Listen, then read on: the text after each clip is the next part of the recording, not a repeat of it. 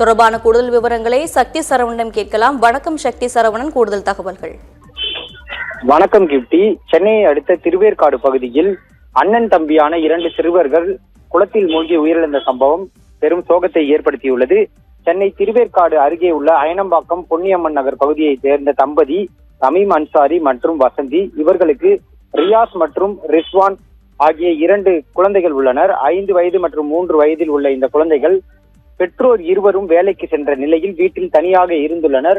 அப்போது அருகாமையில் உள்ள குளத்தில் சென்று அவர்கள் விளையாடியுள்ளனர்.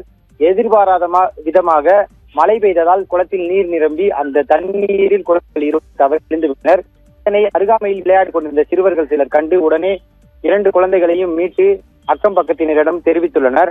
அவர்கள் உடனடியாக திருவேற்காடு அரசு மருத்துவமனைக்கு கொண்டு சென்று சிகிச்சை அளிக்க முற்பட்டுள்ளனர். ஆனால் குழந்தைகளை சோதித்த மருத்துவர்கள் இருவரும் ஏற்கனவே இறந்து விட்டதாக தெரிவித்துள்ளனர். இதன் பின்னர் பெற்றோருக்கு தகவல் தெரிவிக்கப்பட்டு அவர்கள் மருத்துவமனைக்கு வரவழைக்கப்பட்டனர்.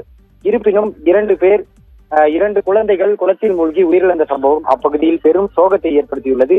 இந்த சம்பவம் தொடர்பாக திருவேற்காடு காவல்துறையினர் வழக்கு பதிவு செய்து விசாரித்து வருகின்றனர். தகவல்களுக்கு நன்றி சக்தி சரவணன்.